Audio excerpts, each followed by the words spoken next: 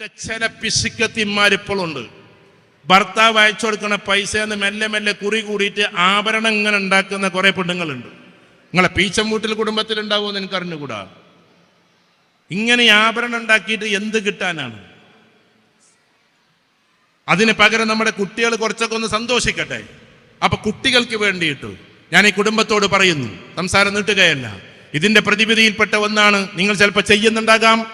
മാസത്തിൽ ഒരിക്കലെങ്കിലും നമ്മുടെ കുട്ടികളെയും കൊണ്ട് ഒന്ന് ഔട്ടിങ്ങിന് പോകണം. ഇപ്പോഴും കച്ചവടക്കാരായ പല ആൾക്കാർ അതിന് നിൽക്കുന്നില്ല, അവർക്ക് ഷോപ്പാണ്. കാരണം മാസത്തിൽ ഒരിക്കലെങ്കിലും മക്കളെയും കൊണ്ട് ടൂറ് പോകണം. താമസിച്ചിട്ട് കുറെ പൈസ ചെലവാക്കണമെന്ന് ഞാൻ പറഞ്ഞില്ല. രാവിലെ മുതൽ വൈകുന്നേരം വരെ കൊണ്ടുപോകണം.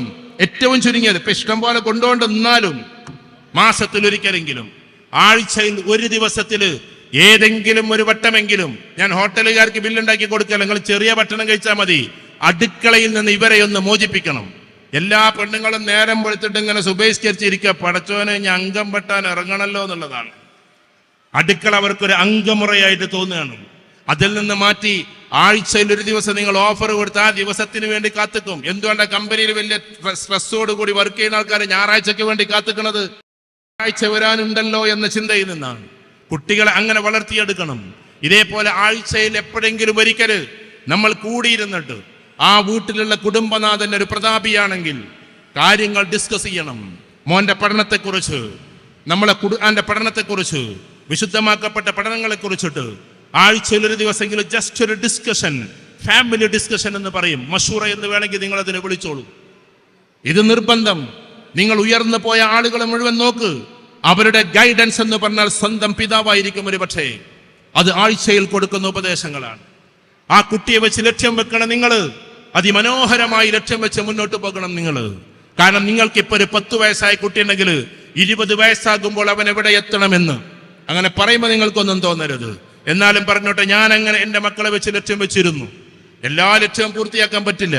പക്ഷെ എൻ്റെ ഇന്ന മകൻ, ഇപ്പൊ മാഷൂക്ക് എന്ന് പറയുന്ന മകൻ UK ഇന്ന കോളേജിൽ നിന്ന്, അല്ലെങ്കിൽ ഇന്ന യൂണിവേഴ്സിറ്റിയിൽ നിന്ന്, അല്ലെങ്കിൽ ഇന്ന പോലെയുള്ള യൂണിവേഴ്സിറ്റിയിൽ നിന്ന് ഡിഗ്രി കഴിയണമെന്നും അവൻ ഇന്ന യൂണിവേഴ്സിറ്റിയിൽ നിന്ന് PG കഴിയണമെന്നും അവനെ ഞാൻ സെറ്റ് ചെയ്ത് വെച്ചത് 5-ാമത്തെ വയസ്സിലാണ്. അവൻ 5 വയസ്സുള്ളപ്പോഴാണ് അള്ളാഹുവിന്റെ അനുഗ്രഹത്താൽ അവനൊരു ടോപ്പ് ലെവൽ യൂണിവേഴ്സിറ്റിയിൽ നിന്ന് ഡിഗ്രി കഴിഞ്ഞപ്പോൾ പുറത്തിറങ്ങി നാട്ടിൽ വന്ന് വീണ്ടും PGക്ക് വേണ്ടി പോയിരിക്കാൻ ടോപ്പ് റേഞ്ചിലുള്ള ഒരു കോളേജിലേക്ക്. ഞാൻ ആ സ്വപ്നം കാണുന്നത് അവന് 5 വയസ്സുള്ള സമയത്താണ്. Dreams are the most powerful energy. Dreams are the most powerful energy. മനുഷ്യന്റെ കിനാവുകൾ ഏറ്റവും ശക്തമായ ഒരു എനർജിയാണ്.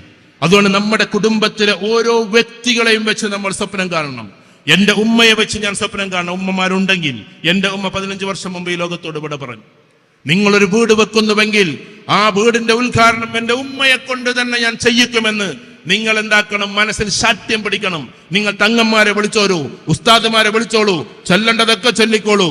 ചാവി തിരിക്കേണ്ടത് ഉമ്മയാണ്, അല്ലെങ്കിൽ നമ്മുടെ ഉപ്പയാണ്. അതിനപ്പുറത്തേക്ക് നമ്മുടെ വീടിന്റെ ഓപ്പണിങ്ങിന് ഈ ലോകത്തിൽ ആരും ഉണ്ടാകാൻ പാടില്ല. If it is president or prime minister, ആര് വന്നാലും സ്വന്തം മാതാവിനെ കൊണ്ടായിരിക്കണം നമ്മുടെ ഉദ്ഘാടനങ്ങൾ ചെയ്യിക്കേണ്ടത്. കാരണം അവരെ പോലെ മനസ്സുരുകി പ്രാർത്ഥിക്കാൻ ഈ ലോകത്തിൽ നമുക്ക് വേണ്ടി മറ്റാരുമില്ല. മാതാപിതാക്കൾ അത്രമാത്രം പൊസിഷനിൽ നമ്മൾ വെക്കണം. നമ്മുടെ വീടിന്റെ ഉദ്ഘാടനം മുതൽ ഇതുപോലെയുള്ള സംഘങ്ങൾ ചെയ്യുമ്പോ ഞാൻ പറയാറുണ്ട്, ഇവിടെ വന്നിട്ട് പലരും ഉദ്ഘാടനം ചെയ്തു, നല്ലത് മാഷാ അല്ലാഹ്, ഇത് മാഷാ നമ്മുടെ ഒരു പ്രിയപ്പെട്ട ഒരാൾ തന്നെയാണ്. പക്ഷേ കൂട്ടത്തിൽ ഇനി നിങ്ങൾ എന്തെങ്കിലുമൊക്കെ ആദരങ്ങൾ കൊടുക്കുമ്പോ ഇവിടുത്തെ കാരണവന്മാരെ കൊണ്ട് ആദരം കൊടുപ്പിക്കുക. ഇവിടുത്തെ യുവാക്കൾ കയറി വന്ന് ആദരം വാങ്ങട്ടെ. അങ്ങനെ സുന്ദരമായി കുടുംബത്തിലെ അംഗങ്ങളെ തന്നെ ഉയർത്തിക്കൊണ്ടു പോകുന്ന അവസ്ഥയുണ്ടാകണം. ഈ പ്രായം ചെന്ന പല ആൾക്കാർ, ഇതുവരെ സ്റ്റേജിൽ കയറിയിരിക്കാത്ത ആൾക്കാർ ഈ കൂട്ടത്തിലുണ്ടാവും. എന്നിട്ട് നിങ്ങൾ ഇന്ന് ഇരുത്തിയത് ജീവിതത്തിൽ ഒരു ദശാസന്ധിയാണ്.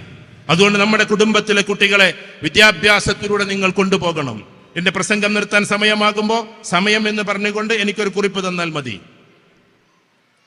ഞാൻ പറഞ്ഞു വരുന്നത് അവിടെ ശ്രദ്ധിച്ചോ. നമുക്ക് ഭക്ഷണം കഴിക്കാനുണ്ട്, ഒക്കെ ഉണ്ട്, പിരിയാനുണ്ട്. പക്ഷേ അതിനു മുമ്പ് ചില കാര്യങ്ങളും കൂടി നിങ്ങളോട് പറഞ്ഞോട്ടെ. ഇവിടെയുള്ള കുട്ടികൾക്ക് വേണ്ടി ഈ കുടുംബം ചെയ്യേണ്ടുന്ന കാര്യങ്ങൾ.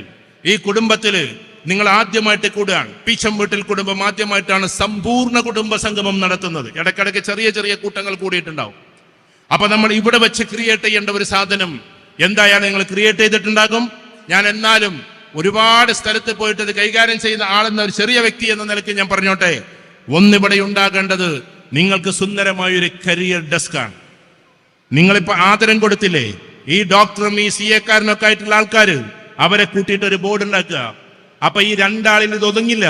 അങ്ങനെ അങ്ങനെ ഒരുപാട് ഡോക്ടേഴ്സും ഒരുപാട് CA-കാരായിട്ട് മാറും. കാരണം നിങ്ങൾ ഉണ്ടാക്കേണ്ടത് എന്തെന്ന് ചോദിച്ചിട്ടുണ്ടെങ്കിൽ സുന്ദരമായ ഒരു കരിയർ ഡെസ്കാണ്. ആ കരിയർ ഡെസ്ക് നടത്തുമ്പോൾ എക്സ്പേർട്ടുകളെ നിങ്ങൾക്ക് കൊണ്ടുവരാം. അവർ ചില ടെസ്റ്റുകൾ നടത്തും.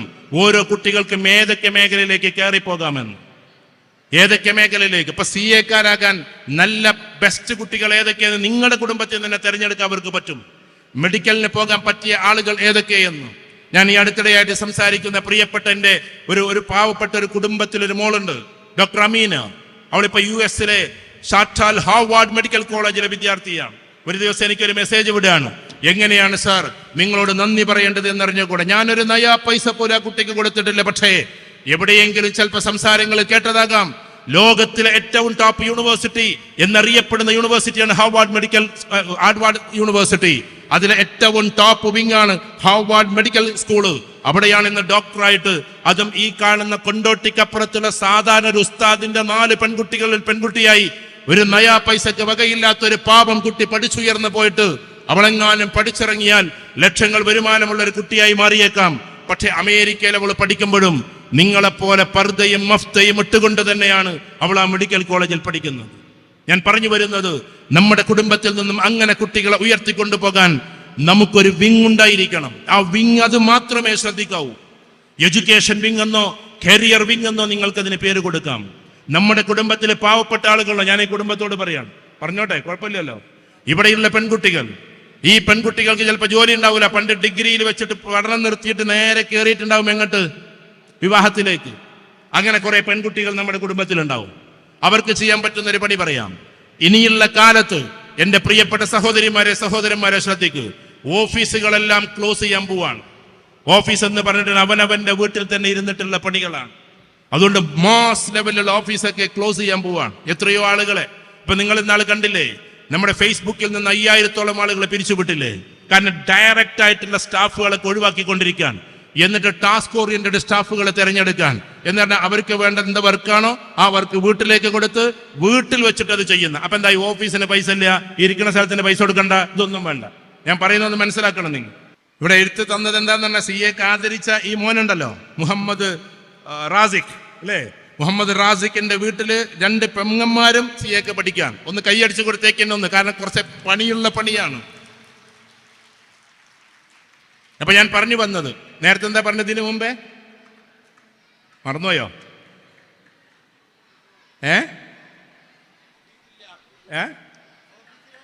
ഓഫീസ്. അപ്പൊ ഇവിടുത്തെ പെൺകുട്ടികൾ, ഞാൻ ഈ കുടുംബത്തിന് വേണ്ടിയിട്ട് പറയാം, നിങ്ങൾ സാമ്പത്തികപരമായി കുറെ സഹായിക്കേണ്ടി വരൂല. ഞാൻ പറഞ്ഞത് ശരിക്കും ശ്രദ്ധിച്ചു കേട്ടാൽ. കാരണം ഈ ലോകത്തില് 900,000 അല്ല, ലക്ഷക്കണക്കിന് കോടിക്കണക്കിന് എന്തുണ്ട്, ബിസിനസ് ഉണ്ട് ഈ ലോകത്തിൽ. അത് മെഡിക്കൽ ഫീൽഡിലുണ്ട്, സോഷ്യൽ ഫീൽഡിലുണ്ട്, ബിസിനസ് രംഗത്തുണ്ട്, ട്രേഡിങ്ങിലുണ്ട്, സ്റ്റാറ്റിസ്റ്റിക്സിലുണ്ട്, എക്കണോമിക്സിൽ ഒരുപാട് ഡിപ്പാർട്ട്മെന്റുകളുണ്ട്. അതിലേക്ക് ആളുകളെ വേണം. വീട്ടിൽ നിന്ന് വർക്ക് ചെയ്യാൻ പറ്റുന്ന ആളുകളെ വേണമെന്ന് പറയുമ്പോൾ നിങ്ങൾ ഒരിക്കലും ഓഫീസിലും പോകണ്ട, അവരുടെ ഗെറ്റ് ടുഗദറിനും പോകണ്ട. നിങ്ങൾ വർക്ക് ചെയ്ത് കൊടുത്താൽ മതി, സാലറി വീട്ടിലെത്തും, നിങ്ങളുടെ അക്കൗണ്ടിലെത്തും. നിങ്ങൾക്ക് വീട്ടിലിരുന്നിട്ട്, എൻ്റെ കോന്നല്ലൂര്, എൻ്റെ നാട്ടില് ഒരു പ്രിയപ്പെട്ട എൻ്റെ സുഹൃത്തിന്റെ മകന്, അവൻ എഞ്ചിനീയറിംഗ് കഴിഞ്ഞിട്ട് വീട്ടിൽ അമേരിക്കൻ കമ്പനിയുടെ വർക്ക് ചെയ്തുകൊണ്ടിരിക്കുകയാണ്. ഇനി അമേരിക്കയിൽ ജോലി കിട്ടാൻ അമേരിക്കയിൽ തന്നെ പോണ്ട, നിങ്ങൾക്ക് ബ്രിട്ടനിൽ ജോലി കിട്ടാൻ ബ്രിട്ടനിൽ തന്നെ പോണ്ട. പക്ഷെ അവരുടെ ട്രെയിനിങ് ഉണ്ട്, ആ ട്രെയിനിങ് ഓൺലൈനിലുണ്ട്. ആ ഓൺലൈനിൽ പങ്കെടുത്തിട്ട് ആ ട്രെയിനിങ്ങിന്റെ പെഡഗോഗി നിങ്ങൾ മനസ്സിലാക്കണം, കുറച്ചൊക്കെ ഒന്ന് മെനക്കെടണം. എന്നിട്ട് ആ ജോലിയിലേക്ക് നിങ്ങൾക്ക് പ്രവേശിക്കാം. എൻ്റെ മൊബൈലിൽ അങ്ങനെ കുറെ കുട്ടികളുണ്ട്. ഞാനതിൻ്റെ ഏജന്റോ കാര്യങ്ങളോ, എനിക്കതിന്റെ കോഴ്സോ ഒന്നുമില്ല. പക്ഷെ ഞാൻ അറിയുന്ന കുട്ടികളുണ്ട്, മാസത്തിൽ 50,000 വാങ്ങിക്കുന്നവർ ആ കൂട്ടത്തിലുണ്ട്. പെൺകുട്ടികൾ. ആ കുട്ടി സത്യത്തില് ഒരു ഡൈവോഴ്സായി നിൽക്കുന്ന കുട്ടിയാണ്. എന്നിട്ട് പോലും മാസത്തിൽ അത് എന്നെ വിളിച്ച് ചോദിച്ചത്, സാറേ ഒരു 5,000 രൂപയുടെ ജോലി കിട്ടോ എൻ്റെ 2 കുട്ടികളെ നോക്കാൻ എന്നാണ് എന്നൊരിക്കലും വിളിച്ച് ചോദിച്ചത്, ഒരു കൗൺസിലിങ്ങിന്റെ പാട്ടായി. ഞാൻ മോൾക്ക് എന്തറിയാം, ആ സമയത്ത് എന്നെ കുറച്ച് കമ്പ്യൂട്ടറിൻ്റെ അറിയാം. അങ്ങനെ ട്രെയിനിങ് കഴിയുന്നു. ആ കുട്ടി 2 കുട്ടികളെ മാന്യമായി നോക്കുന്നു. ഭർത്താവ് ഉപേക്ഷിച്ചതാണ്. പക്ഷെ നമ്മൾ മനസ്സിലാക്കേണ്ടത് 50,000 രൂപയുടെ ആ കുട്ടിക്ക് വേണ്ടിയിട്ടുള്ള ഡോക്യുമെന്റേഷൻ ചെയ്തിട്ടുള്ളത് 5 വർഷത്തേക്കാണ്. 5 വർഷം കഴിഞ്ഞാൽ അതിലേറെ ഇൻക്രിമെന്റ് ഉണ്ടാകും. എന്തുകൊണ്ട് നമ്മളത് ശ്രമിക്കുന്നില്ല? അപ്പൊ കരിയർ ഡെസ്ക് എന്ന് പറഞ്ഞാൽ എഡ്യൂക്കേഷന് വേണ്ടി മാത്രമുള്ളതല്ല. നിങ്ങളുടെ കുടുംബത്തിലെ കുട്ടികൾക്ക് ജോലി വാങ്ങിച്ചു അതിന് നമ്മളൊന്ന് മെനക്കെട്ട് പോകണം. അതിന് നാളെ തന്നെ സുലൈമാമയെ പത്തൂരിനെ വിളിച്ചാണ്ട് എവിടെ സാറാ കമ്പനി എന്ന് ചോദിക്കണ്ട. നിങ്ങൾ തന്നെ സെർച്ച് ചെയ്താൽ ഈ കമ്പനികൾ ആയിരക്കണക്കിന് കമ്പനികളുണ്ട്. ബാംഗ്ലൂർ കമ്പനിയിൽ, ബോംബെ കമ്പനിയിൽ, ഗുജറാത്ത് കമ്പനിയിൽ, ഇനി അത് വിട്ടിട്ട് മലേഷ്യൻ കമ്പനിയിൽ, ഇന്തോനേഷ്യൻ കമ്പനിയിൽ, അതിന്റെ അപ്പുറത്തേക്ക് സ്കിൽ ഉണ്ടെങ്കിൽ യൂറോപ്യൻ കമ്പനിയിൽ, കുറച്ചും കൂടി സ്കിൽ ഉണ്ടെങ്കിൽ അമേരിക്കൻ കമ്പനിയിൽ. ഇങ്ങനെയുള്ള കമ്പനികൾ നിങ്ങൾക്ക് ജോലി വീട്ടിൽ ഇരുന്നിട്ട് ചെയ്യാം. നിങ്ങൾ ആ കമ്പനിയെയും കാണണ്ട, ആരെയും കാണണ്ട. അപ്പൊ എന്താ പണി നോക്കും? ഒന്ന്, മെഡിക്കൽ കോഡ് എന്നതിന്റെ അപ്പുറത്തേക്ക് കിടക്കണ്ട. ആ മെഡിക്കലിന്റെ സാധനങ്ങൾ ഇങ്ങനെ എൻട്രി ചെയ്യുന്ന ജോബാണ്. ആകെ 3 മണിക്കൂർ പെർ ഡേ, ഒരു ദിവസത്തിൽ 3 മണിക്കൂർ. നിങ്ങളിപ്പോ ഈ പറയുന്ന അടുക്കളയിലെ ജോലിക്ക് കഴിഞ്ഞിട്ട് ഒരു 3 മണിക്കൂർ നിങ്ങൾക്ക് ഒഴിവായിരുന്നു കൂടെ, തന്നെയല്ല റിലാക്സേഷൻ ഉണ്ടാകൂലേ? ഇങ്ങനെ നമ്മുടെ കുടുംബത്തെ സാമ്പത്തികപരമായ പുരോഗതിയിലേക്ക് കൊണ്ടുപോകാനും നമുക്ക് പറ്റണം. ബിസിനസ്സുകാരായ ആളുകൾ നിങ്ങളുടെ കുടുംബത്തിൽ ഉണ്ടാകും. ബിസിനസ്സുകാർക്ക് ലേറ്റസ്റ്റ് ബിസിനസിനെ കുറിച്ചിട്ടുള്ള ട്രെയിനിങ്ങുകൾ നടക്കണം, ലേറ്റസ്റ്റ് ടെക്നോളജിയെ കുറിച്ചിട്ട് പഠിക്കണം. അങ്ങനെ അങ്ങനെ ഓരോന്ന്. ഉദാഹരണത്തിന് ഞാൻ ഇങ്ങനെ മനസ്സിലാക്കിയത്, ഞാൻ ഒരിക്കലും ഒരു രാജ്യത്ത് പോയപ്പോ ആ രാജ്യം പറഞ്ഞല്ലേ, കാരണം അത് ബിസിനസ് പർപ്പസ് ആയതുകൊണ്ട്. ആ രാജ്യത്ത് പോയപ്പോ അവിടെ എന്തുണ്ട്? ഒരു പേനയുണ്ട്. ആ പേന എന്ന് പറഞ്ഞത് ഇതുവരെ ഇന്ത്യയിൽ ഇറങ്ങിയിട്ടില്ല, എന്റെ അറിവിൽ ഇറങ്ങിയിട്ടില്ല. ആ പേനന്റെ പ്രത്യേകത ഒരു വൈബ്രേഷൻ ഉള്ള ഒരു പേനയാണ്. ഏത് കുട്ടി അതായിട്ട് എഴുതിയാലും അക്ഷരങ്ങൾ വളരെ വടിവത്തതാവും. ഇനി സ്പെല്ലിങ് അല്ലെങ്കിൽ അതിന്റെ അക്ഷരങ്ങൾ ശരിയാക്കാനുള്ള നമ്മൾ ഇതുണ്ടല്ലോ, അതിന്റെ ആവശ്യമില്ല ഇനി. കാരണം കുട്ടി എങ്ങോട്ട് വളച്ചാലും, നമ്മളിപ്പോഴത്തെ കാറുണ്ടല്ലോ, കാറുകൾ ഇപ്പോൾ ശരിക്കും പറഞ്ഞാൽ ട്രാക്ക് തെറ്റിയാൽ അത് ഇങ്ങോട്ട് തന്നെ വരൂലേ? ഇതേപോലെ കുട്ടിയുടെ അക്ഷരം അങ്ങോട്ട് പോയാൽ അത് ഇങ്ങോട്ട് തന്നെ വരുന്ന പേനകൾ ഇറങ്ങിയിട്ടുണ്ട്. അപ്പൊ ആ പേനയുടെ ഡിസ്ട്രിബ്യൂഷൻ എന്തുകൊണ്ട് കേരളത്തിൽ ഇങ്ങക്കെടുത്തുകൂടെ പീച്ചംവിട്ടുകാർക്ക്?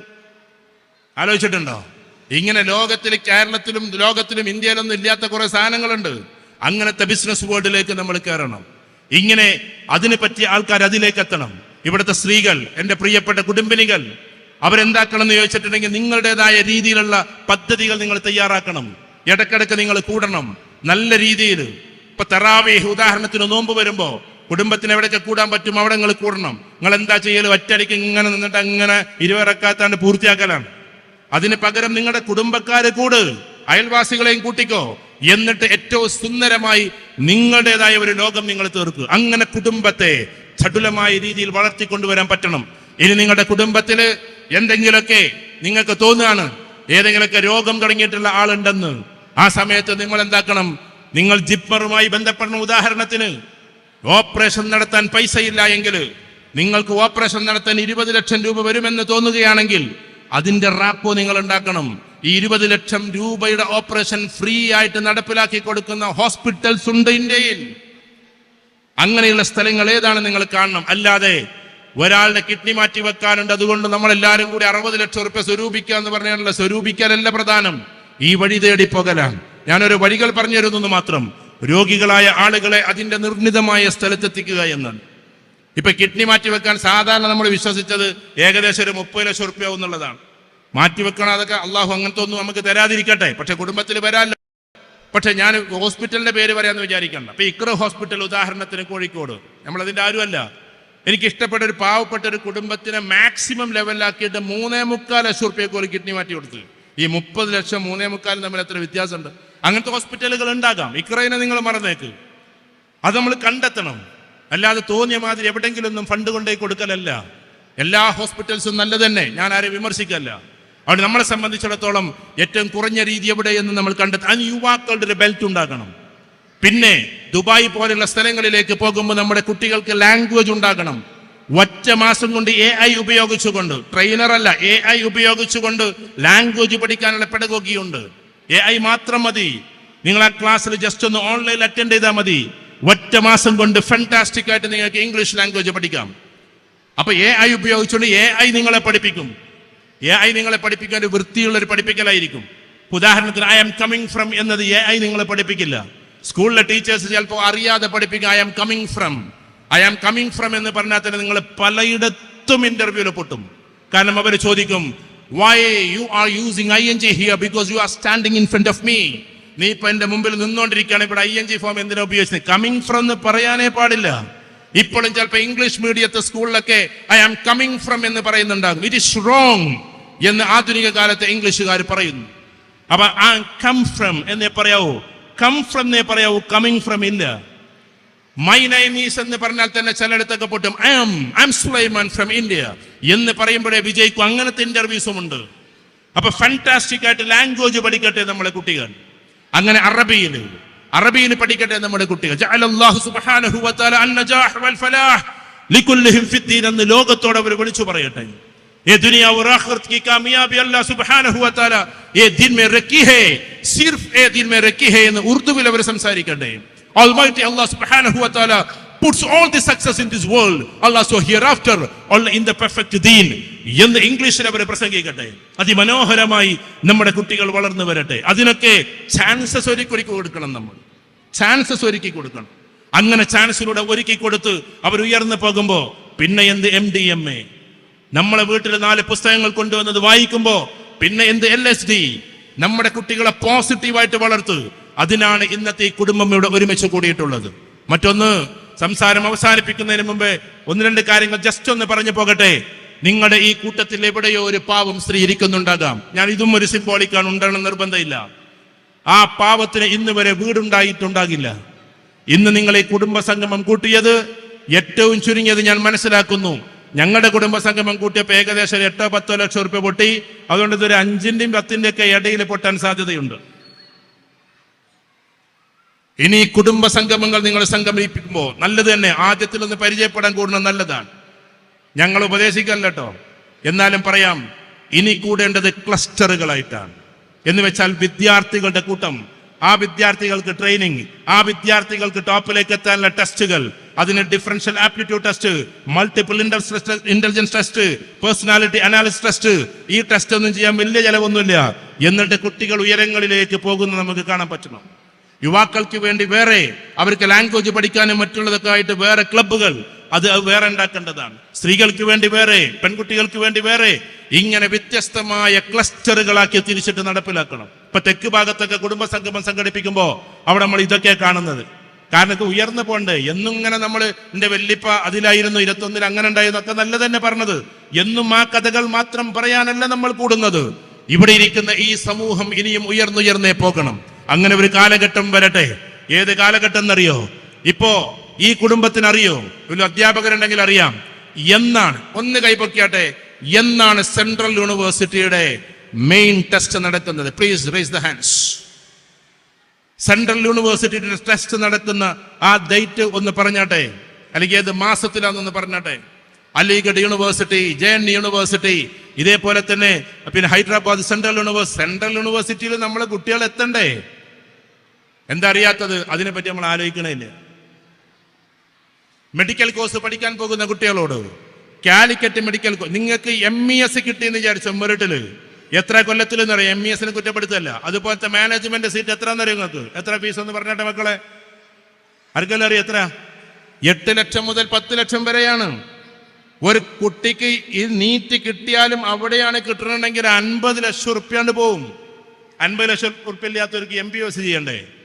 എന്നാൽ കാലിക്കറ്റ് മെഡിക്കൽ കോളേജിലാണ് നിങ്ങൾക്ക് കിട്ടിയതെങ്കിൽ ഒരു വർഷത്തിൽ 30,000 റുപ്യ ഫീസുള്ളൂ. 1.5 ലക്ഷം രൂപ കൊണ്ട് നിങ്ങൾക്ക് മെഡിക്കൽ കോളേജിൽ നിന്ന് MBBS കഴിഞ്ഞിറങ്ങാം. അത് നിങ്ങൾക്ക് എയിംസിലാണ് കിട്ടിയതെങ്കിൽ, നിങ്ങൾ സെർച്ച് ചെയ്ത് നോക്കിക്കോ, all India institute of medical സയൻസിലാണ് കിട്ടിയതെങ്കിൽ, എയിംസ് ഡൽഹിയിലോ അല്ലെങ്കിൽ മറ്റുള്ള എയിംസിലാണ് കിട്ടിയതെങ്കിൽ ഒരു വർഷത്തിൽ വെറും 1,500 രൂപ മാത്രമേ ഫീസുള്ളൂ. എന്ന് വെച്ചാൽ 7,500 റുപ്യക്ക് MBBS, അതും ടോപ്പ് മെഡിക്കൽ കോളേജിൽ നിന്ന് ഇറങ്ങാം. ഞാൻ നേരത്തെ പറഞ്ഞ കുട്ടികൾ പോകുന്ന ഹോവാർഡ് പോലെയുള്ള മെഡിക്കൽ കോളേജിലാണ് നിങ്ങൾ എത്തിയതെങ്കിൽ 3 കോടി രൂപ ഇങ്ങോട്ട് തന്നുകൊണ്ട് അവർ പഠിപ്പിക്കും, സ്റ്റൈപ്പൻഡ് തന്നുകൊണ്ട്. ഇതാണ് റേഞ്ച്. അതുകൊണ്ട് പഠിക്കാൻ വേണ്ടി ഉണ്ടാകേണ്ടത് പൈസയല്ല, തലയാണ്. തല എന്ന് നമ്മൾ തിരിച്ചറിയണം. പൈസ ഉണ്ടായി എന്ന് വിചാരിച്ചിട്ട് നമുക്ക് ആർക്കും ജില്ലാ കളക്ടറാകാൻ കഴിയില്ല. നമ്മുടെ വാപ്പാന്റെ കയ്യിൽ 1000 കോടി ഉണ്ട് എന്ന് വിചാരിച്ചിട്ട് ഒരിക്കലും നമുക്കൊരു ജില്ലാ കളക്ടറാകാൻ കഴിയില്ല. 1000 കോടി കയ്യിലുള്ള ഒരാളുടെ മകന് ഒരിക്കലും ലോകത്തിലെ ഏറ്റവും ടോപ്പ് യൂണിവേഴ്സിറ്റിയിൽ അഡ്മിഷൻ കിട്ടൂല. അത് നമ്മൾ മനസ്സിലാക്കേണ്ടതാ. നിങ്ങളുടെ വാപ്പന്റെ കയ്യിൽ 1000 കോടി ഉണ്ടെങ്കിൽ പോലും IIT-യിലെ JEE നിങ്ങൾ പാസ്സാകില്ല. ഇതാ നമ്മൾ തിരിച്ചറിയേണ്ടത്. അതുകൊണ്ട് നമ്മുടെ കുട്ടികൾ ഇന്റലക്ച്വലായി വളരട്ടെ. ഞാൻ അവസാനിപ്പിക്കുന്നു. ഈ കാണുന്ന മുഴുവൻ ആളുകളും നമ്മുടെ കുട്ടികളെ ആ ടോപ്പ് റേഞ്ചിലേക്ക് കൊണ്ടുപോവുക. സ്പിരിച്വലി അവർ ടോപ്പായിരിക്കണം, ഇമോഷണലി അവർ ടോപ്പായിരിക്കണം, ഇന്റലക്ച്വലി അവർ ടോപ്പായിരിക്കണം, ദെൻ ഫിസിക്കലി അവർ ടോപ്പായിരിക്കണം. നമ്മുടെ കുട്ടി ആ കരാട്ട മോന് വന്നപ്പോ ഞാൻ വിചാരിച്ചൊരു വലിയ കുട്ടിനെ പറ്റിയായിരിക്കും ഈ പറയണത് എന്ന്. അപ്പൊ ഒരു ചെറിയ മോനെ വന്നിട്ടുള്ളത്, അവൻ ആ സ്റ്റേറ്റ് ലെവലിലൊക്കെ മത്സരിച്ചിട്ട് സെക്കൻഡൊക്കെ കിട്ടിയിട്ടുള്ളത്. ആ ഒരു ലെവലിൽ നമ്മളെ കുട്ടികൾ ഫിസിക്കലി വളരട്ടെ. അപ്പൊ എന്തൊക്കെ കൊടുക്കണം? ഒരു പെൺകുട്ടിയെ കയറി പിടിച്ചാൽ അഥവാ ഏതെങ്കിലും ഒരു കുട്ടി ശല്യം ചെയ്താൽ ഒറ്റ സെക്കൻഡ് കൊണ്ട് അവനെ എങ്ങനെയാണ് കൈകാര്യം ചെയ്യേണ്ടത് എന്ന് നിങ്ങൾ ഫിസിക്കലി പഠിപ്പിച്ചു കൊടുക്കണം. അതിന്ന് പലയിടത്തും പഠിപ്പിക്കുന്നുണ്ട്, സ്കൂളുകളിൽ പഠിപ്പിക്കുന്നുണ്ട്. കാരണം ആ പിടിച്ച പയ്യൻ അറിയില്ല ഇത്തരം ടെക്നിക്സ്. ആ ഒരു അവസ്ഥയിൽ ഈ സാധനങ്ങളൊക്കെ നമ്മൾ നമ്മുടെ കുട്ടികൾക്ക് ദിനക്കെയാണ് കുടുംബസംഗമം. അതിന് പെൺകുട്ടികൾ തന്നെ, നിങ്ങൾക്ക് വേണോ കുട്ടികളെ? എനിക്കറിയാവുന്ന നല്ല എന്റെ പറയ കുരുക്കളുടെ മക്കളുണ്ട്, പേരക്കുട്ടികള് കേരളത്തിൽ അറിയപ്പെടുന്ന അഭ്യാസികളാണ്. എന്റെ പ്രിയപ്പെട്ട ഒരു സുഹൃത്തുണ്ട്, അദ്ദേഹം 1ാം തരം 7th Dan ബ്ലാക്ക് ബെൽറ്റ് ഉള്ള മനുഷ്യനാണ്. മജീദ് കയുടെ 2 പെൺകുട്ടികളുണ്ട് ബ്ലാക്ക് ബെൽറ്റ് നേടിയിട്ടുള്ള. ഒറ്റ സെക്കൻഡ് കൊണ്ട് എങ്ങനെയാണ് ഏതാണിനെയും വകവരുത്തുക എന്നുള്ളത് ആ കുട്ടികളെ നിങ്ങൾക്ക് പഠിപ്പിച്ചു തരും. ഇനിയുള്ള ട്രെയിനിങ്ങിൽ ഞാൻ പറഞ്ഞ മനസ്സിലാവുണ്ടോ? നമ്മുടെ കുട്ടികൾ ധൈര്യം വരാനും മറ്റുള്ളത് വരാനും ഇത്തരം കുട്ടികളെ വെച്ചിട്ട് ട്രെയിനിങ് വരെ നടത്തണം എന്നാണ് ഞാൻ പറയാം. പെൺകുട്ടികൾക്ക് പെൺകുട്ടികളെ നടത്തിയാൽ മതി. പിന്നെ ഒരാണും അവരെ പിടിക്കാൻ പോകൂല. ഒരാൾ എന്തെങ്കിലും സംസാരിച്ചിട്ടുണ്ടെങ്കിൽ ശക്തമായിട്ട് മറുപടി കൊടുക്കാൻ അവർക്കറിയും. ഇതൊരു ഹായ് വരുമ്പോഴേക്കും അവിടാണ്ട് കൊയ്യാണ്. എന്നിട്ട് പിന്നെ കുറച്ച് കഴിഞ്ഞിട്ട് അങ്ങോട്ട് അയച്ചു കൊടുക്കുകയാണ്. എന്നിട്ട് അവൻ കാസർകോട്ടുകാരന്റെ മുഖം വെച്ചിട്ട് ഇങ്ങോട്ട് അയക്കുകയാണ്. അവൻ കാസർകോട്ടുകാരനൊന്നും ആവൂല. അപ്പൊ പാവങ്ങൾ ഇതിൽ പെടുകയാണ്. AI വെച്ചിട്ട് എന്തൊക്കെ ചെയ്യാന്നറിയില്ല. AI ഇപ്പൊ വെച്ചിട്ട് ഒറിജിനൽ മമ്മൂട്ടിന്റെ തോളത്ത് കൈവച്ചിട്ട് ഒറിജിനലായിട്ട് ഫോട്ടോ എടുക്കുക. നമ്മൾ വിചാരിക്കുക മമ്മൂട്ടിയൊക്കെ കൂടെ വന്നിട്ടുള്ള ഫോട്ടോ. ഞാൻ കണ്ടതാ കുട്ടികളൊരു കൗൺസിലിങ്ങിന് ഒരു പയ്യൻ കൊടുത്തയച്ച എന്തെന്ന് മമ്മൂട്ടി അപ്പുറത്ത് മോഹൻലാൽ ഇപ്പുറത്ത്. ഇപ്പം ഇങ്ങനെ നടുവില് നല്ല രസമുള്ള ഫോട്ടോ ഒറിജിനൽ പാടത്തുനിന്ന് കണ്ട് ഈ പെൺകുട്ടി വിശ്വസിച്ചത് ഇപ്പം മമ്മൂട്ടിനായിട്ട് മോഹൻലാലിനായിട്ടൊക്കെ ഭയങ്കര ബന്ധമാണ്. എന്ത് ബന്ധം? സിനിമ കണ്ട ബന്ധം അത്രേ ഉള്ളൂ. എന്നിട്ട് അത് വെച്ചിട്ട് കസർത്താണോ? എന്നിട്ട് ഈ പാവം പെൺകുട്ടികൾ അതിൽ പെട്ടുപോവാണ്. അതുകൊണ്ട് ഞങ്ങൾ ആൺകുട്ടികളുടെ സൈക്കോളജി പറയാം. എല്ലാവരും അതിൽ പെട്ടതല്ല കേട്ടോ. ഒരേ സമയം 4 ആൾക്കാർക്ക് മെസ്സേജ് അയക്കും. ആരാണ് കൊത്തുന്നത് ഓലെ പിന്നാലെ കൂടും. ദയവ് ചെയ്തിട്ട് എൻ്റെ പെൺകുട്ടികളെ, എല്ലാ ആൺകുട്ടികളും ഇല്ല കേട്ടോ, നല്ല കുട്ടികൾ ഈ കൂട്ടത്തിലുണ്ട്, ഒരുപാടുണ്ട്, ഇതൊക്കെ നല്ലവർ തന്നെയാണ്. ഒരുവിധം സൈക്കോളജിയാണ് ഞാൻ പറഞ്ഞത്. ആൺകുട്ടികളുടെ ഒരു പ്രകൃതി എന്താന്ന് വെച്ചാൽ 4 അവിടുന്നൊക്കെ വിട്ടിക്കണ് 10-15 ആൾക്കാർക്കാണ്ട് അയക്കും. ആരാണ് കൊത്തുന്ന പോലെ പിന്നാലെ. ഈ പാവത്തിനോട് പറയും എനിക്ക് എന്നെ മാത്രമേ ഇഷ്ടമുള്ളൂ. ഇതെല്ലായിടത്തും പറഞ്ഞ വാക്കുകൾ. അങ്ങനെ പെട്ടുപോവുകയാണ് പാവം പെൺകുട്ടികൾ. അതുകൊണ്ട് ദയവ് ചെയ്തിട്ട് നമ്മുടെ ഒരു കുടുംബത്തിലെ, ഈ പീച്ചംവീട്ടിൽ കുടുംബത്തിലെ ഒരു കുട്ടിയും വഴികെട്ട് പോകാതിരിക്കട്ടെ. ഒരു കുട്ടിയും നാളെ കോടതിയുടെ വരാന്തയിൽ നിന്നുകൊണ്ട് ആ തള്ള എനിക്ക് വേണ്ട എന്നുള്ള വാക്ക് 3000-ലേറെ കുട്ടികൾ പറഞ്ഞ കൂട്ടത്തിൽ 3001 കുട്ടിയായി നമ്മൾ മാറാതിരിക്കട്ടെ. സ്വന്തം നൊന്ത് പ്രസവിച്ച് പാവമായി കിടന്ന ആ പാവം ഉമ്മയുണ്ടല്ലോ, നിങ്ങൾക്ക് വേണ്ടി തസ്ബീഹ് മാല മറിച്ചുകൊണ്ട് ഈ കാണുന്ന ഹോസ്പിറ്റലിന്റെ വരാന്തയിൽ നിന്ന് പ്രാർത്ഥിച്ച ഉമ്മാമയുണ്ടല്ലോ, അവളെ പെറ്റടി എന്ന് ചോദിച്ചിട്ട് ഗൾഫിൽ നിന്ന് വിളിച്ച് ചോദിച്ച പാവപ്പെട്ട പിതാമഹനുണ്ടല്ലോ, ഇവരെയെല്ലാം മറന്നുകൊണ്ട് എനിക്ക് ഇന്നലെ കണ്ടവൻ മതി എന്നുള്ള ഒരു ആക്രോശമാണ് നിങ്ങൾക്കുള്ളതെങ്കിൽ നമ്മൾ എങ്ങനെയാണ് മനുഷ്യനായി വളരുന്നത് എന്ന് നോക്കണം. നിങ്ങളുടെ പാവം മകളെ പ്രസവിച്ചോ എന്ന് ചോദിച്ചുകൊണ്ട് പറയുമ്പോ നിങ്ങൾ രംഗപ്രവേശനം നടത്തിയോന്നാണ് ഗൾഫിൽ നിന്ന് അവധി പോലും കിട്ടാത്ത ആ പിതാമഹൻ വിളിച്ചു ചോദിച്ചത് നിങ്ങളോട്. ഇപ്പൊ അദ്ദേഹം വയസ്സായിട്ടുണ്ടാകാം. അതേപോലെ തന്നെ നിങ്ങളുടെ പ്രിയപ്പെട്ട ഉമ്മ ഈ കാണുന്ന വരാന്തയിൽ കിടന്നിട്ട് ദിക്ർ ചെയ്തുകൊണ്ടിരിക്കുന്ന ഉമ്മാമ, അപ്പുറത്ത് ലേബർ റൂമിൽ ആഹ് എന്ന് വിലപിക്കുന്ന നിങ്ങളുടെ ഉമ്മ, ആ കുഞ്ഞ് പ്രസവിക്കുന്നതിന് മുമ്പേ യാസീൻ ഓതിക്കൊണ്ടും തബാറക ഓതിക്കൊണ്ടും റഹ്മാൻ ഓതിക്കൊണ്ടും എന്റെ ഈ ഭൂമിയിലേക്ക് ആദ്യമായി പ്രവേശിക്കുമ്പോഴേ നിങ്ങൾക്ക് വേണ്ടി പ്രാർത്ഥിച്ച ഒരേ ഒരു മനുഷ്യ സ്ത്രീയുടെ പേരാണ് നിങ്ങളുടെ പ്രിയപ്പെട്ട വല്യമ്മ എന്നുള്ളത്. അതിനുവേണ്ടി കരഞ്ഞ പ്രിയപ്പെട്ട നിങ്ങൾക്ക് വേണ്ടി നിങ്ങളുടെ കാല് വെളുത്തതാണോ, ശരിയാണോ, കണ്ണുണ്ടോ കാലില്ലയോ, അത് ഓട്ടിസ്റ്റിക് കുട്ടിയാണോ, ഇതൊന്നും അറിയാതെ ആദ്യം തന്നെ ഗർഭം ധരിച്ച സമയത്ത് വയറൊഴിഞ്ഞുകൊണ്ട് പോസിറ്റീവാണ് എന്ന് ഡോക്ടർ പറഞ്ഞപ്പോ തന്റെ വയറ്റത്ത് കൈവച്ചുകൊണ്ട് പടച്ചോനെ എന്ന് സന്തോഷത്തോടെ ആ കൈ ഇങ്ങനെ വെച്ചുകൊണ്ട്, അന്ന് നിങ്ങൾ കുഞ്ഞായിട്ടില്ല, വെറും ഇന്ദ്രിയ തുള്ളിയായി വെറും വയറ്റിൽ കിടക്കുമ്പോഴേ എന്റെ കുട്ടി എന്ന് പറഞ്ഞിട്ട് ജസ്റ്റ് ഇങ്ങനെ വയറ്റത്ത് കൈവച്ച ആ പാവം സ്ത്രീയാണ് തള്ള വൈബ് എന്ന് നിങ്ങൾ വിളിക്കുന്നതെങ്കിൽ, ആദ്യമായിട്ട് കാണുന്ന ഹോസ്പിറ്റലിൽ നിന്ന് നിങ്ങളെ തുടച്ച് മിനുക്കിയിട്ട് സിസ്റ്റർ കൊണ്ടുവന്ന് കൊടുത്തിട്ട് സ്വന്തം പിതാവ് മുത്തം വെച്ചിട്ട് പൊട്ടിക്കരഞ്ഞ് സന്തോഷത്തോടെ കരഞ്ഞ ആ നിമിഷത്തിനെ കാലങ്ങൾക്ക് ശേഷം നിങ്ങൾക്ക് വേണമെങ്കിൽ തള്ളവൈബെന്നും തന്തവൈബെന്നും പറയാം. പക്ഷെ അത് ലോകത്തിലെ ഏറ്റവും അമൂർത്തമായ നിമിഷമാണ്. തന്റെ കുഞ്ഞിന് താൻ ആദ്യമായി ചുംബനം കൊടുത്ത ആ രംഗം നിങ്ങൾക്ക് തന്തവൈബാണ്. പക്ഷെ ഈ പാപത്തിന് അതല്ല, അത് സ്വർഗമാണ്. അങ്ങനത്തെ ഒരു അവസ്ഥയാണ്. അതുകൊണ്ട് മാതാപിതാക്കളും മക്കളും നല്ലൊരു ബന്ധത്തിലൂടെ പോയി കുടുംബത്തിലൊരിക്കലും പിണക്കങ്ങളില്ലാതെ 5 മിനിറ്റ് കൊണ്ട് ഞാൻ നിർത്തുന്നു. വെറും 5 മിനിറ്റ് മാത്രം പറഞ്ഞ സമയത്ത് ഞാൻ നിർത്തുന്നതാ. ഈ കുടുംബത്തിൽ ഒരു തർക്കങ്ങളും വിതർക്കങ്ങളും ഇല്ലാതിരിക്കട്ടെ. ഇവിടെയുള്ള കാരണവന്മാരുണ്ടാകും, അവർ ജ്യേഷ്ഠാനുജന്മാരാകും. ഒരു സെന്റിന് വേണ്ടിയും തർക്കമുണ്ടാകാതിരിക്കട്ടെ. വിട്ടുകൊടുത്തേക്ക്. മരിച്ചു കൊണ്ടുപോകുമ്പോ അതൊന്നും നമ്മൾ കൊണ്ടുപോകില്ല എന്ന് മാത്രമല്ല, ലാ ഇലാഹ ഇല്ലല്ലാ എന്ന ഒറ്റ വാക്ക് പറഞ്ഞുകൊണ്ട് നമ്മൾ മരിക്കേണ്ടവരാണ്. ഈ പള്ളിക്കാട്ടിലേക്ക് യാത്ര ചെയ്യേണ്ടവരാണ്. ആ സമയത്ത് മാലാഖമാർ വിളിച്ചു പറയരുത്, ഇട്ടേച്ചു പോന്നീ, നിന്റെ ജ്യേഷ്ഠന്റെ മയ്യത്ത് ചുമക്കാൻ നീ ആയിട്ടില്ല എന്ന് മലക്കുകൾ വിളിച്ചു പറയുന്ന രംഗം കൊണ്ടുവരല്ലേ. നാളെയുടെ ലോകത്തിൽ രക്ഷപ്പെടണമെങ്കിൽ ജ്യേഷ്ഠാനുജന്മാരും കുടുംബ ബന്ധങ്ങളും തമ്മിൽ വലിയ ഐക്യത്തിലൂടെ ആകണം. ചിലപ്പോ കുടുംബത്തിൽ ചില ആളുകൾ ഉണ്ടാകാം, എത്ര മാപ്പ് പറഞ്ഞാലും മാപ്പ് തരില്ല, എത്ര അങ്ങോട്ട് പോയാലും വാശിയിൽ നിൽക്കും, അങ്ങോട്ട് സലാം ചെല്ലിയാലും ഇങ്ങോട്ട് മടക്കൂല. ചിലപ്പോ അയാൾ ആദരിച്ചാ പറയും, ഇന്നിങ്ങനെ ആൾക്കൂട്ടത്തിൽ വെച്ച് എന്നെ ആദരിച്ച ആൾക്കൂട്ടത്തിൽ വെച്ചിട്ട് നിങ്ങളെ ഞാൻ വഷളാക്കുമെന്നും പറയും. അങ്ങനത്തെ വാശിക്കാരൊക്കെ ഒരു പക്ഷേ എല്ലാ കുടുംബത്തിലും ഉണ്ടാകാം.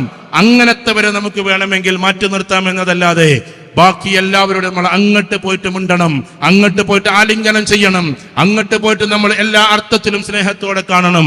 അങ്ങനെ ഉമ്മമാരും ഉപ്പമാരും വെല്ലിപ്പമാരും വെല്ലിമ്മമാരും ഒന്നിച്ചിരിക്കുന്ന തറവാട്ടുമുറ്റത്തിൽ വീണ്ടും കൊട്ടിക്കളിയെ പോലെ, വീണ്ടും ഈ കാണുന്ന സ്പ്രിങ് കളിയെ പോലെ, വീണ്ടും നമ്മൾ കാണുന്ന പട്ടിൻ ചുള്ളിയും പോലെ നമ്മുടെ പേരക്കിടാങ്ങൾ ഓടിക്കളിക്കട്ടെ. അവർ ഓടി ഓടി അവസാനം എത്തുന്ന വലിയ യൂണിവേഴ്സിറ്റിയിൽ നിന്ന് അവര് വലിയ രീതിയിൽ ഇറങ്ങുമ്പോ വെല്ലിപ്പാക്ക് വിളിച്ചിട്ട് പറയണം, വെല്ലിപ്പാ നിങ്ങൾ വരണോ ലണ്ടനിലേക്ക്, നിങ്ങൾ വരണോ ലണ്ടനിലേക്ക് എന്ന് ഇതുവരെ ഫ്ലൈറ്റ് കയറാത്ത കർഷകനായ വെല്ലിപ്പയെ ലണ്ടനിലെ നിങ്ങളുടെ കോൺവെക്കേഷൻ സെറിമണിയിൽ കൊണ്ടുപോകുന്ന പേരക്കുട്ടികളായി നമ്മുടെ ഈ കുടുംബത്തിലെ കുട്ടികൾ മാറട്ടെ. അങ്ങനെ ഐക്യത്തോടെ കാരണവന്മാരെയും മുതിർന്നവരെയും എല്ലാവരെയും ഒരുപോലെ മാനിച്ചും സ്നേഹിച്ചും കൊണ്ട് ലണ്ടനിലേക്ക് പോവാൻ ഞാനിത് പറയാനുള്ള കാരണം, അങ്ങനെ എന്റെ രംഗങ്ങൾ ഉണ്ടായത് കൊണ്ടാണ്, എനിക്ക് അങ്ങനത്തെ അനുഭവങ്ങൾ ഉണ്ടായത് കൊണ്ടാണ്. നിങ്ങൾ വരണോ എന്റെ കോൺവെക്കേഷൻ സെറിമണിയിൽ എന്ന് വിളിച്ചു ചോദിക്കുന്ന മക്കൾ അവിടുന്ന് വിസയും ടിക്കറ്റും എടുത്ത് പാവം വെല്ലിപ്പമാരെ പോലും കൊണ്ടുപോകുന്ന ആ ഒരവസ്ഥ ഉണ്ടായിട്ടുണ്ട് ഓരോ ജീവിതഘട്ടത്തിലും. അതുകൊണ്ട് ഞാൻ പറഞ്ഞോട്ടെ, എന്റെ പ്രിയപ്പെട്ട ഈ പീച്ചം വീട്ടിലെ കുടുംബത്തോട് ആ ബന്ധങ്ങൾ ഇന്നു മുതൽ തുടങ്ങണം. പരസ്പരം പിണക്കങ്ങൾ ഇല്ലാതെയാക്കണം. പരസ്പരം അങ്ങോട്ടും ഇങ്ങോട്ടും നിങ്ങൾ ഒരുമിച്ച് കഴിയണം. ഒരു പേരക്കുട്ടിയും ഇന്നു മുതൽ കരയാതിരിക്കട്ടെ, ഒരു ഉമ്മയും കരയാതിരിക്കട്ടെ, ഒരു ഉപ്പയും ഇസ്സത്തില്ലാത്ത അവസ്ഥയിലാകാതിരിക്കട്ടെ. അങ്ങനെ എല്ലാവരും ഐക്യത്തോടെ പോകാമെന്നും പരസ്പരം എളാപ്പ മൂത്താപ്പ മക്കൾ ഇവിടെ ഇരിക്കുമ്പോ നിങ്ങളുടെ പെൺമക്കളുടെ ഭർത്താക്കന്മാരെ കൂട്ടത്തിലുണ്ടാകും, അവർ മറ്റൊരു തറവാട്ടുകാരാണ്. എന്റെ പ്രിയപ്പെട്ട മരുമക്കളെ, നിങ്ങൾക്ക് അഭിവാദ്യങ്ങൾ. ഈ കുടുംബത്തിലെ കണ്ണിയായതുകൊണ്ട് ഇവിടെ നിങ്ങളുടെ പ്രിയപ്പെട്ട മക്കളുടെ ഭാര്യമാർ ഇരിക്കുന്നുണ്ട്. ഇവിടെ അവര് മറ്റു തറവാട്ടുകാരാണ്. പക്ഷെ നിങ്ങൾ ഇന്ന് ഈ കുടുംബത്തിലേക്ക് വന്നതാണ്. ഞങ്ങൾ പീച്ചം വീടല്ല എന്ന് മനസ്സിൽ നിങ്ങൾ കരുതല്ലേ. നമ്മൾ ഒന്നായിട്ടൊരു തിരുമുറ്റത്തിരിക്കുന്നവരാണ്. അങ്ങനെ ഉയർന്നുയർന്നേ പോകേണ്ടവരാണ്.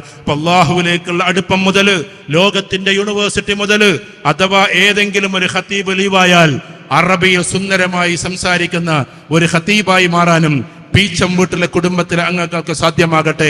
യാത്ര വീണ്ടും തുടരുക, മനുഷ്യരെ സഹായിച്ചുകൊണ്ടേയിരിക്കുക.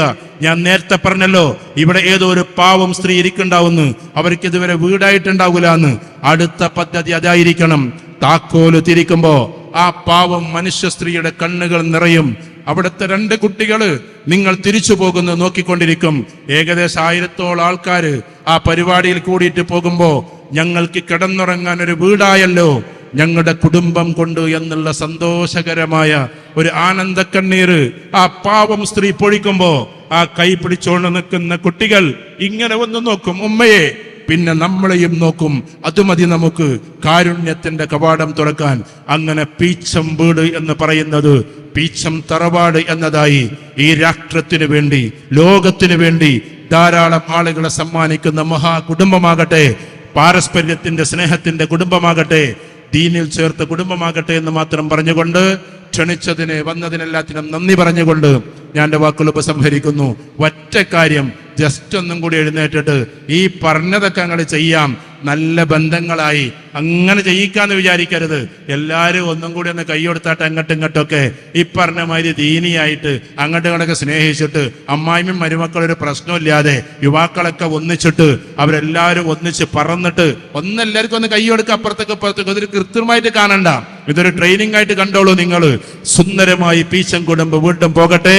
എന്തെങ്കിലും ഒക്കെ അനീതിപരമായ ലോകം കടന്നു വരുമ്പോ പഴയ കാലത്ത് ഇടപെട്ടതുപോലെ സുന്ദരമായി ഇടപെടുന്ന കുടുംബമായി, രാജ്യത്തിനു വേണ്ടി സംസ്ഥാനത്തിനു വേണ്ടി വിരൽ ചൂണ്ടുന്ന കുടുംബമായി കൂടി ഇത് മാറട്ടെ എന്ന് പ്രഖ്യാപിച്ചുകൊണ്ട് ഞാൻ വാക്കുകൾ ഉപസംഹരിക്കുന്നു. ജയ് ഹിന്ദ്. അസ്സലാമു അലൈക്കും വറഹ്മത്തുള്ളാഹി.